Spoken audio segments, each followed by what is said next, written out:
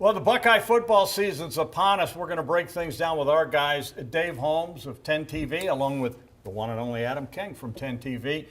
In the house, former Buckeye defensive back, MVP of the national championship game, Tyvis Powell, along with Tim May, 97.1 The Fan, Letterman Row.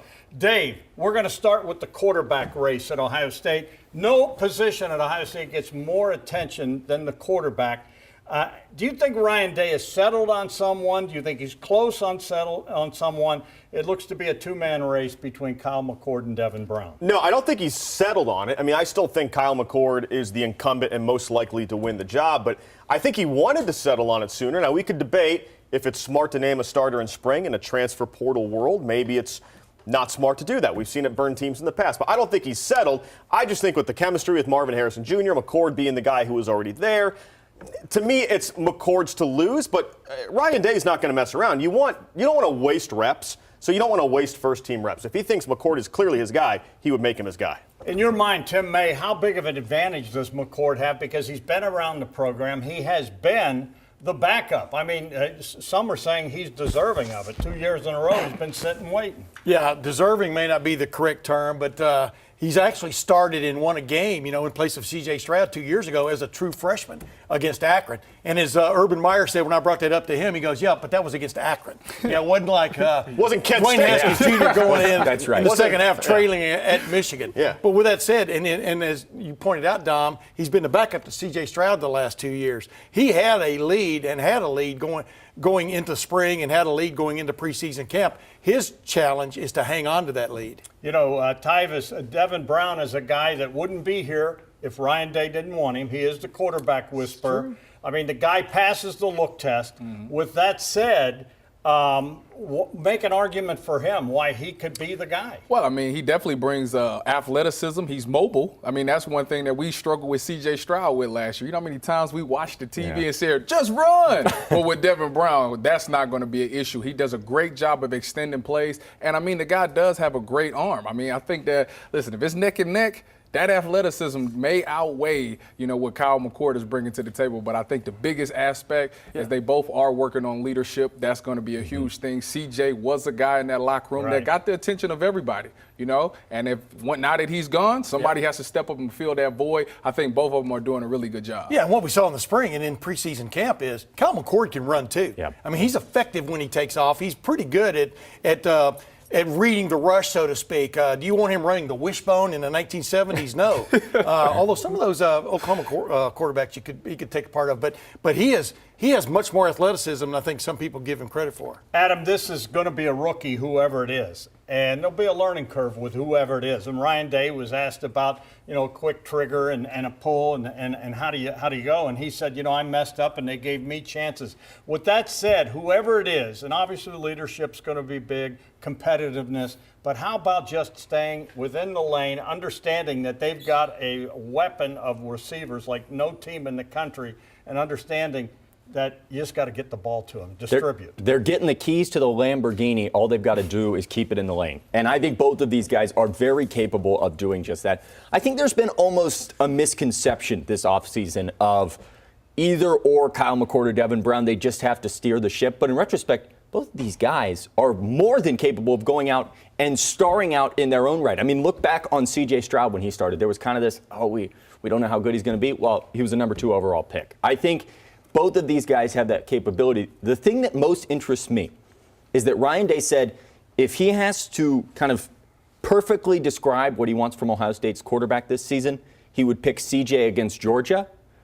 C.J. against Georgia played kind of with reckless abandonment. He played to win the game. Mm-hmm. So I think if you go in there as a quarterback and you're timid and you're worried about the guy over your shoulder, that's obviously far from what Ryan Day is focused on. But I don't think anybody at this table expects whoever ends up getting the job to be perfect from the get-go and stay that way. No, right, CJ wasn't perfect. I want to run this by Tyvis. How important is it for the team to know who the starting quarterback is sooner rather than later? Well, I tell you what, in 2015 when it was Cardell versus JT, I had no idea until the day before the game. And the thing is that when you're in college, you have your own thing. Especially as a defensive guy, I'm worried about the defense, okay? I can't really focus on what's going on the offensive side. But I think from a wide receiver standpoint and as an offensive standpoint. And a leadership standpoint. It is very important to know who to listen to. You know, who's the guy that once the game kicks off, who is the guy that's going to steer the boat? Who is that we're coming to for leadership and guidance? So I think it's important for him to name that guy early. And we all know that injuries are the equalizer. We saw Ohio State win a national championship with the third quarterback. Yeah. We saw last season a stable of running backs depleted to who started in the Georgia game, and Chip trained him, right? So with that said, Ryan Day said he had hoped, and Tyvis, I want to start with you because you were a player in the NIL world and the transfer portal and everything that lives now. He wanted to name a starter coming out of spring. Yeah. Well, Devin Brown broke a finger. That didn't happen, and so now Devin Brown's back. When he names a starter, let's say he takes Kyle McCord, how hard is it to keep that backup in the game at the school in today's day and world where you're Joe Burrow and you go to LSU and win the Heisman Trophy? I mean, it's funny you say that, Don, because the thing is, if all these kids want to go to the NFL, the only way to go to the NFL is to have game tape. Now, in a perfect world, you want a guy like Kyle McCord, who sat behind guys for a few years. He got the development. He got to learn some things. And then, boom, he's able to go in there and fight for this starting position. I think that if Devin Brown does lose this job to Kyle McCord, I don't think necessarily he should want to just run away.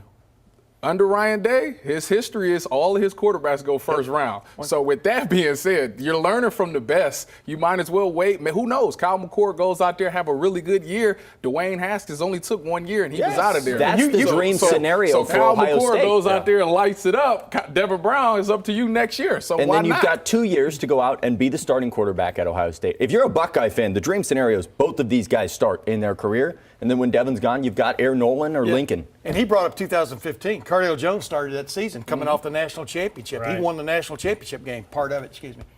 You were involved also. Thank you. I appreciate that. Yeah. MVP. I heard him, right? But the point was, middle of the season, that Indiana game finally became apparent. J.T. Barrett was, once again, the better answer for what y'all needed on offense. So it never, I don't think it ever pays off to just wander off when you don't get your number called to begin with, because you never know what's going to happen. Dave, we have seen weird things happen at Ohio State with the quarterback position, and I remember when we had two guys playing, and I asked Ryan Day the other day, do you see a scenario where both would play? He never really answered the question. Do you see that scenario where that could happen? So I asked him the same thing in Indianapolis, Lucas Hoyle for Big Ten Media Day. I said, would you go regular season action with two guys? A certain school up north has done the same thing. He said, I'm open to everything, but I would love for someone to separate before then. Meaning, I think if his back is against the wall, he would have to. I think he's really hoping that someone makes it clear. But the thing about separation is, if, as Adam said, if both guys are good enough to start, it might not be as clear as you want it to be. You might just have to trust that you can't make the wrong decision. Yeah, if both guys are good and ready, and maybe you can't mess it up. I like his answer because it covered the waterfront. Yeah, right. I mean, clearly, I think you want a starting quarterback sooner rather than later, just like Tyvis was talking about, just so everybody knows who's in charge. And number two, you kind of get into what does this guy do best, and giddy up, get on down the road. And it's an interesting conundrum for a head coach because it sets the tone for everything else to come. My favorite question at Big Ten Media Day was, who's the backup quarterback? Yeah, that was from me. That's right. Well, who is it? He started off with Lincoln Keenholz and Tristan Jebby. He knew what I was asking. Ryan Day could run for office. Yeah. With that said, last thing, guys, whoever the starter is, and we mentioned it's going to be a learning curve, and Ryan was asked about that because he got to start in college as a young quarterback. And I asked him about it. And you asked him about that. How patient do you think he's really going to be? Because there's a difference to me between New Hampshire and Ohio State. Well, of course there is, but you're still running a football team that's trying to win. And I brought up to him that, he got named the starter. Then he proceeded in his first half of the season to throw 8 touchdown passes, but 10 interceptions. But the offensive coordinator then was a guy named Chip Kelly. You've heard of him, Yeah, right? I heard of him. At New Hampshire. And the head coach stuck with him, which I thought was important. And that's what I was asking him about is once you make that decision, you put all these variables together and you've come up with this with this answer, including probably a gut call, even though Jim Harbaugh said, well, that may be gas. That's why you don't go on gut calls. But the bottom line is you kind of owe it to yourself and to that player to stick with him for a while, right, Tevis? Yeah, I mean, listen, C.J. Stroud, when he became the starter, that Minnesota game, it was up and down. You know, for the next few games, it was up and down. People that were whole saying, season. let's put the backup. They were saying wanted Kyle. They were saying McCord. Kyle, Quinn Ewers, everybody. But you know what? Ryan Day stuck with him. The worst thing you could do is turn your back on the kid after a couple of games in, because that might demoralize him for the rest of his career. And I think Ryan Day is more about these kids, and he cares about his players more. So I think he's going to stick with whoever he names the starter until unless it's an injury that comes up, which Kyle McCord The got schedule's his start. perfect, too. The Exactly. schedule gives you a few before Notre Dame that you can make And then some you'll make get some your mistakes. backups in Look out for those Johnstown Penguins, State. though. You'll see. Yeah. All right, last thing. I'm going to start with you. Who's the starter and who's the starter at the end of the year? Lincoln Kine. No, I'm just the starter. Yeah. I think it's Kyle McCord. I mean, like everybody said. From start to finish this year? Yeah, for sure. I think it's Kyle McCord going into it. He has the lead. It looks to me like he's hanging on to it. I believe it's Kyle McCord. Kyle McCord, both ends. Quinn Ewers.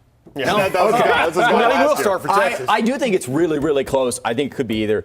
I'm going to change it up here. I'll say I think it's Devin Brown because of the athleticism. I think it's Kyle, It's gonna be but you know, there again at the end, who's healthy? They're both really good. You know? Yeah. Yeah, I think both these guys can drive that Lamborghini. Yeah. All right, guys, great stuff. Keep it on 10 TV, 97.1 The Fan for all your Buckeye coverage needs.